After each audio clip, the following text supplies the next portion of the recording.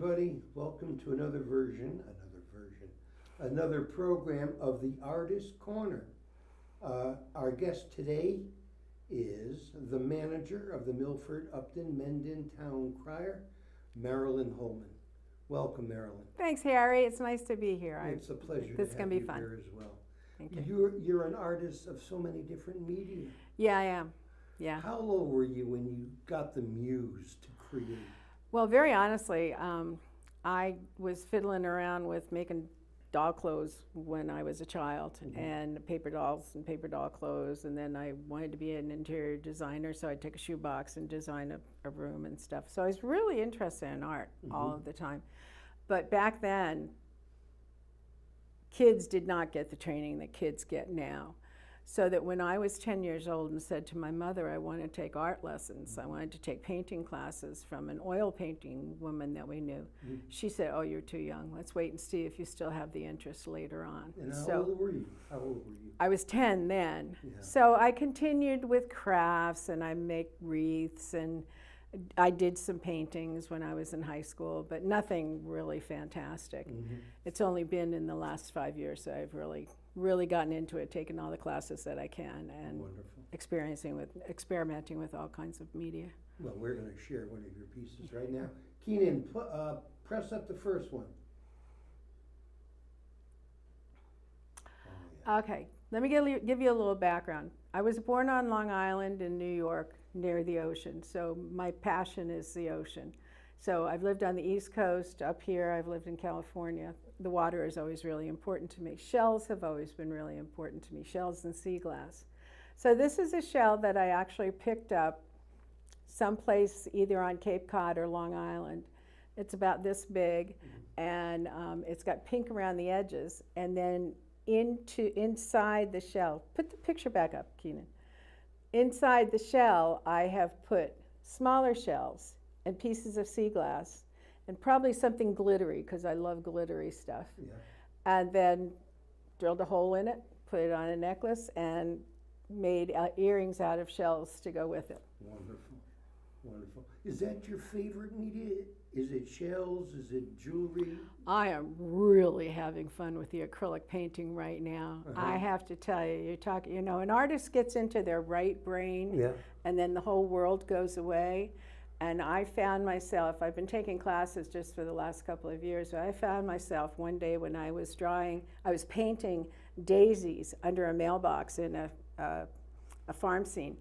I was so lost in those daisies, and I went home that night and I was just smiling and laughing about the daisies. So I think painting is really what I like right now. That's wonderful. Yeah. Is this an example Yeah, of acrylic? this is one that I just finished. No, she's coming in. Can you zero in on that? Yeah, here we go. Oh, wonderful. I sell my work online. I sell my work at craft fairs. I will be at the United Parish Church Craft Fair. I also now have a couple of customers that will buy 10 or so different pieces. So I'm developing a series of angels, and this is the one that I just did. She's got curly red hair, and she's holding some pink flowers, and I just think she's adorable. And how long does it take to do that? A couple of hours. Really? Yeah, a couple of hours. Yeah, you have to pay. You really do have to pay. It looks so simple. Yeah. But the shading under her arms and sure. in here, and the size and shape of her wings, and the shading in here is just really important. Yes, it's a really important part of it. It's a beautiful piece. So, and then her halo is metallic gold paint, so it will sparkle in the light. Wow. Cool. That's beautiful. Do you have a name for that piece? No, I don't. I should. Don't name I your should name. pieces? I should not yet. I should name all the girls. One of the pieces that might come up in the rest of the slideshow is a seascape that I did and put up on Facebook, sold it immediately to a high school friend down in Delaware, I think she is, and she named it Tranquility. So I said, well, let's be Tranquility 1, because there'll be a lot more in that color, color scheme. So I just have to get them done. Wonderful. I want you to demonstrate the bracelet that you brought in This today. is really fun. I've been making these for a while. This is called a memory wire bracelet. Now I want to make sure you can see it. Here, put it up here. There you go. Okay, this is a piece of wire that remembers its curl. And then you beat it up with whatever you want to beat it up with. And then when you put it on, I've never seen anything like that. It just wraps around your wrist. And then I always put a charm on them. So if they're in the turquoise sea glass colors, then I'll put something like this is a seahorse or a shell or something like that. But you can do them in all different colors. Is that sea glass? No, There's it's no sea not. glass. These are beads that look like sea glass. Oh. There's even a plastic clamshell in here. I don't know if you can see it. That Yeah. just for fun. But people love these. I have never seen that before in my Yeah, life. it's cool. Do It's a cool. lot of people do that type of work?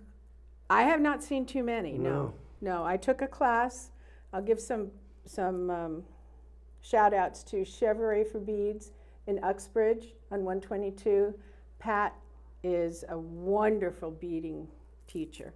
And she's the one who was the first one to teach me how to do these. Oh, I've made probably 50 of them since then and sold a lot of them. Cool. Keenan, punch up the next one.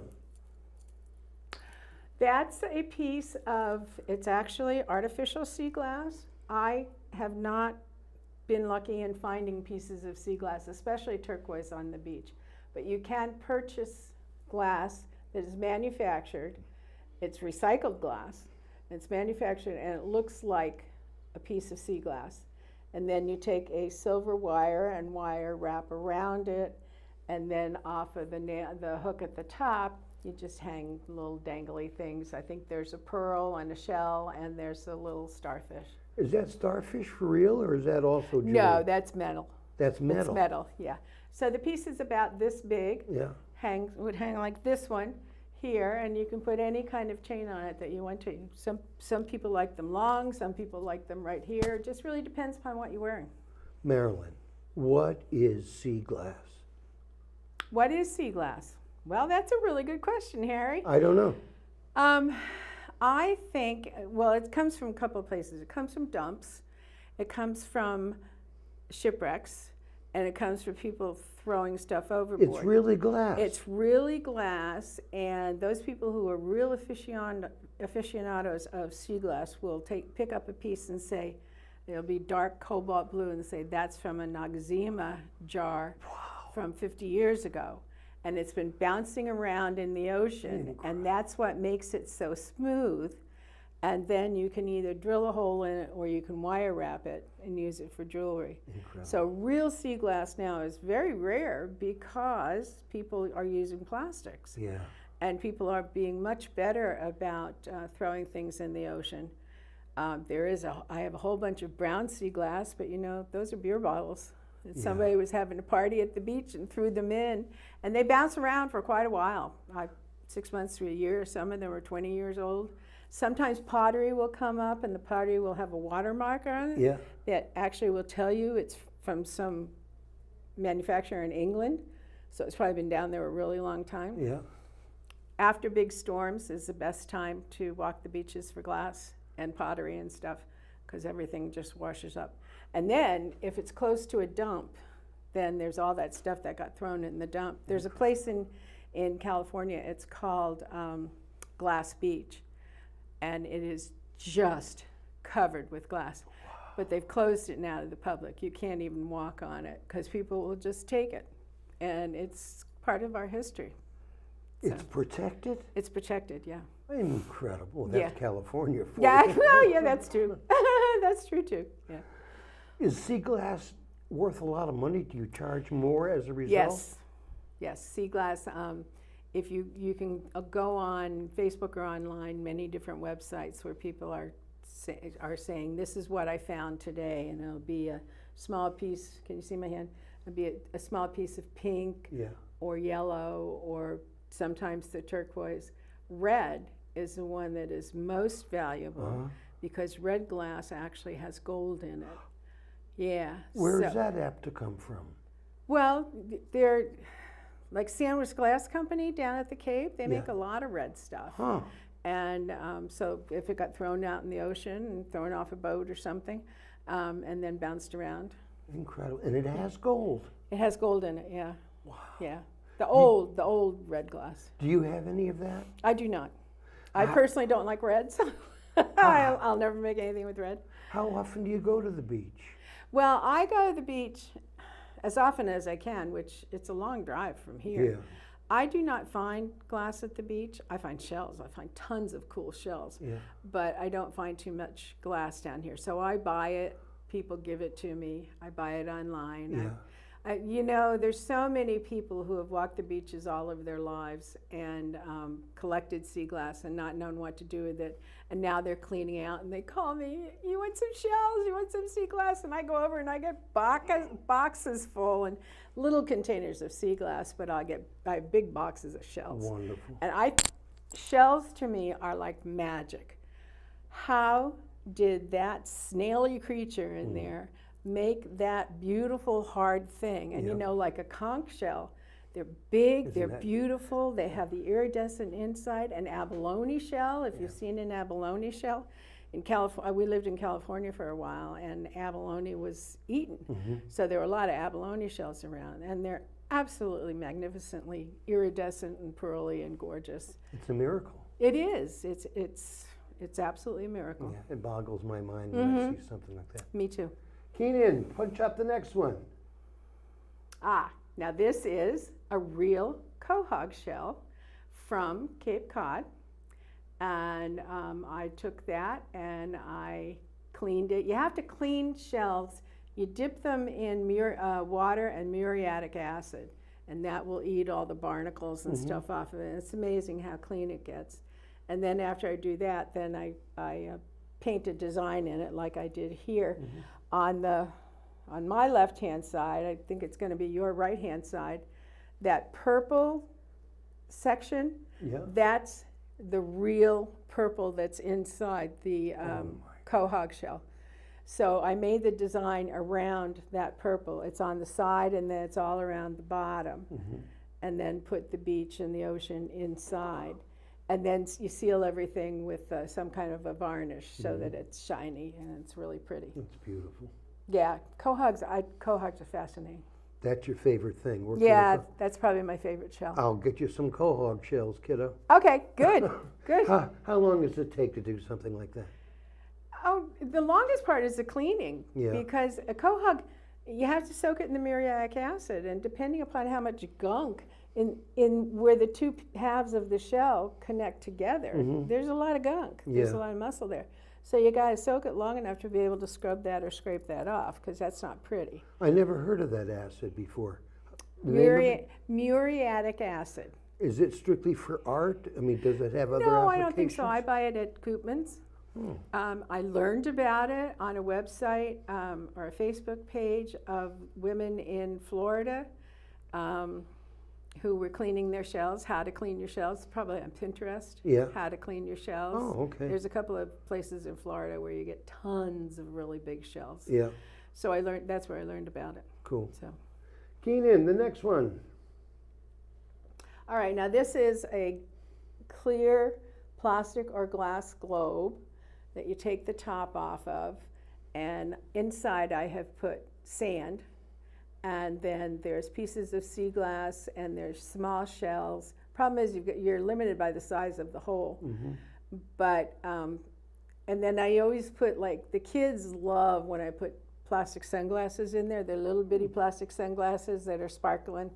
So there'll be sunglasses in there, or flip-flops, and then they spin it around and find you can spin it around and change the design. And those are Christmas tree ornaments, or they just sit there, in the middle of winter when it's really nasty outside, you have a cup of hot chocolate, you sit down and you got something like that sitting right next to your chair. It takes you to the beach. Like those little 5x7 paintings that I do, Yeah. sit right by your chair. takes you to the beach, where most of us want to be. You got that right. New Englanders love the beach. Yep. Yeah. Too bad they're so far from here. Yeah, yeah.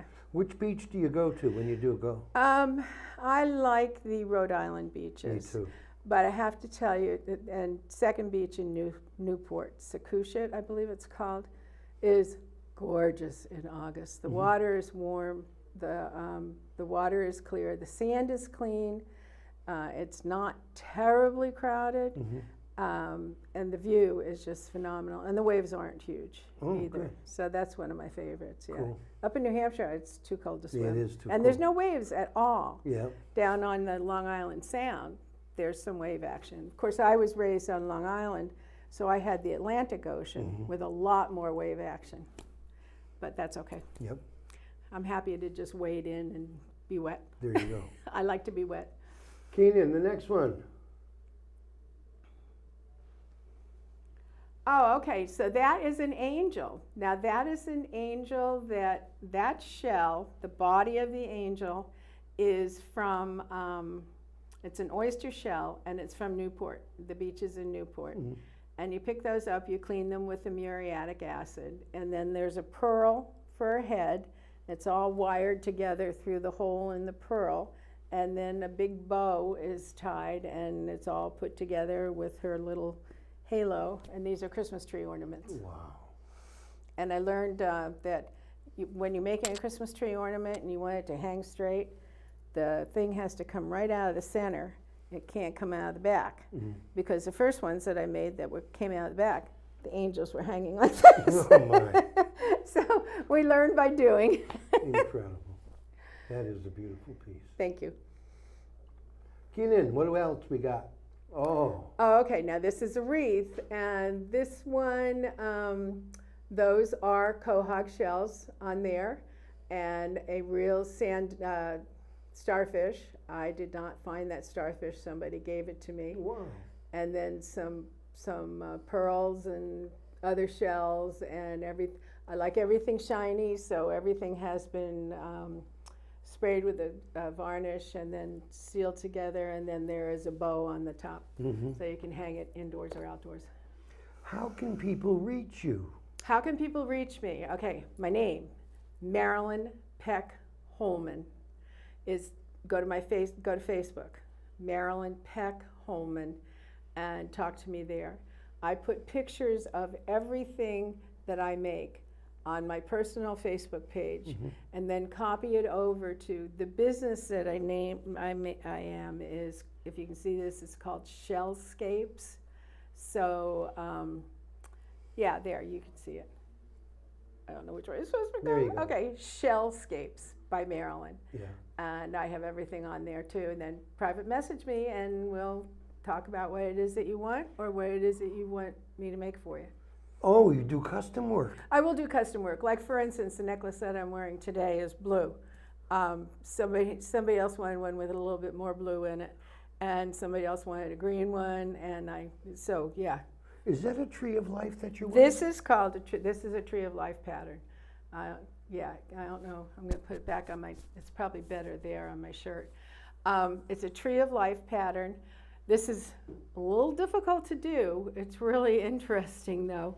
One of the pictures that I had all the wires so people could understand. First you make a ring this big and seal that. And then you take about 12 inches of wire, small, 26 weight wire, thin.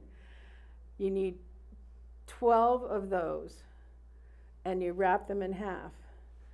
And then you wrap it around the bottom, and then all of them, and squeeze them together, and that becomes the trunk. Incredible. And I mean, it just really looks like a trunk of a tree. And then you separate them out at the top, and you wire wrap them around the wire at the top, sticking on whatever color beads that you want for the leaves. I have one that's silver that has no beads, but it has a moon hanging in the middle of it, which is kind of cool. So yeah, so that's a tree of life. And you custom make these things? I will, yeah. Wonderful. Yeah, I have like one of every color. Yeah. And then whatever people want. Is that of your own creation, or is that something I that started with a class, and then I simplified it. It was too difficult. The woman who teaches the class is really talented, and I was getting a little fumble-fingered, so I simplified it. So it's sort of my own creation. It's beautiful. But you will go, if you go on Pinterest or you go on YouTube and say Tree of Life, you'll find all kinds of stuff. Roger. Yeah. Keenan, what do we got? Oh, neat. Okay, here's 3 more trees of life. Now each one of these is wrapped on a precious stone. They're called cabochon. The black one is a cabochon with silver wire. And then the one at the top is also a cabochon. It's a black onyx. The black one is a black onyx. The one at the top is also called a cabochon. It's round and it has striations of color in it. And so that one I wire wrap too. And then the one on the left is a piece of sea glass that is wrapped with copper wire. So that one, the sea glass is copper wire. The one at the top is gold wire, and then the one on the right is silver. The turquoise, that's the sea of glass, is it? That's sea glass, Did yes. you pick that up, or did you have to? No, that was somebody. Somebody sent it to you? Yeah. Cool. Keenan, what else we got? Oh. This is something else that I do, which is really, really messy, but I love it. When I make art, I create a art explosion, and I do these on my dining room table with lots and lots of padding. But it's a picture frame, and then you seal the back of the picture frame, and then you pick out what it is that you want to use for a design. There's a starfish there. I think there's a sand dollar in there, and then lots of others. And then there's colored sand. There's some turquoise sand in that one, and other things that sparkle. So you figure out what you want, and then you have to make this liquid resin. That it's a very specific mix of resin, and you have to mix it for 3 minutes and all that stuff. It's very goopy. And then you pour it on the glass, and then you place your items. And then you have to let it seal dry for 24 hours before you can even pick it up and move it. But when you pick that up and you put it in a window, and you can see the world through this, you're looking through the ocean. Wow. And it's just, I love them. Incredible. I absolutely love them. If you had your druthers, what would you be doing as far as your creativity is concerned? Oh gosh, I don't know. I would do a lot more of these, but like I said, it's really messy because I set it out on the dining room table, and then I have to have all of the fixins, so to speak, so that I know what I'm going to use. I usually do 3 or 4 at a time, so that it's a little economy of scale. And so I have to make sure the starfish are there, and the turquoise sand, and I have green sand, and I have orange sand, and I have real natural sand. And then I pick this and pick that, and then you make a little mix of sparkly beads and pearls and silvers, and sprinkle it around and just that's see a big what process. works. Yeah, and then lots of little shells and bigger shells and different kinds of sizes of shells. So you really got to be motivated to do that process. Yes. Well, and it's not only the motivation to do it, because it's really fun to do. Creating is really fun, but cleaning it up afterwards. Oh my word. Oh. Al won't do that? Oh, no. I'm taking over our dining room table, and all he's saying is, when are we going to get to eat in the dining room again? So I do not have my own room in our house. That's what I need, because I'm getting so huge with the art. Right. So these are really fun, and I'm really enjoying painting. Wonderful. Now, you have an exhibit coming up at the church in Upton? Yes. When is that? United Parish Church, which is on the Upton Common. We have our big holiday bazaar on Saturday, December, I think it's 2nd, from 10 o'clock in the morning till 3 in the afternoon. It's right in the church? It's in the what we call the vestry. You just walk in from street level, and it's a community room. And it's vendors and crafters like me, other jewelry people. There's a fudge lady. There's somebody with llama. A fudge lady? There's a fudge lady, yeah. Alpaca. Then we have a resident Santa Claus in our church, and he will be there with the children. We do a gingerbread house contest for the community. Mhm. There's carolers walking around. It's a really festive, fun event. There's plenty of food for lunch and lots of different products. Wonderful. Yeah, it's cool. I'm also just recently, yesterday, put my things in a new store, which is called Butterfly. It's on Route 122 in North Uxbridge. And they were in Bellingham, and they moved from Bellingham there. So I have a shelf there, and I've got mostly my paintings there. Mhm. But it's a really cute shop and really reasonable prices. Wonderful. Let me show this one more time. You have a barcode on here. Oh, the barcode is just for the canvas. It's not for Oh, me. okay, okay. It's for the I do purchase the canvases. I got don't it. make my canvases. I got it. How much more time we got, Keenan? 5 minutes. 5 minutes, cool. How are things going at the Milford Upton Mendon Towns? Oh, we're having a blast. I tell you, it's one of those things where it's a win-win situation for everyone. We are providing a product that goes to every house, so everybody is getting the information, and we're telling all the stories, the good news stories of our town, the winning Little League teams, and who went and did a mission trip, who's dancing. We have a great sports reporter, Chris Villani, who's covering all the sports that he can. Of course, everybody knows Kevin Rudden, and he's eye on the ball with the politics and the government in town. So people really, really like the paper. And for the businesses, it's a way to reasonably priced get your word out to everyone in the town, what you do.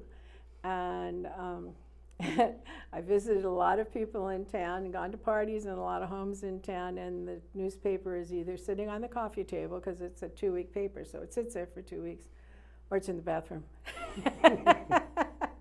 People take it to the bathroom. So, and Al and I are both very involved in town. Like I'm involved in the Greenleaf Garden Club. What a wonderful group of people. Yes, they are. They're really, really nice people. They're fun. And then we put things in the paper all the time, so their membership is really up, and they're doing beautiful things. Their holiday show is coming up soon. Al is president of the Rotary Club in Milford. Rotary is very important to him.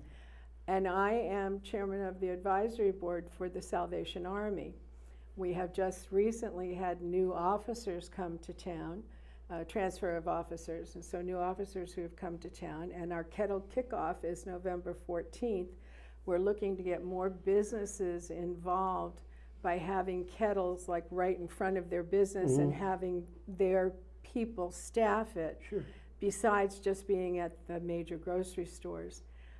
So there's a lot of excitement in what we're doing with Salvation Army, and of course that's a charity that's dear to my heart. Yeah. So, you know, we're involved, we're doing stuff. Wonderful. Yeah. Wonderful.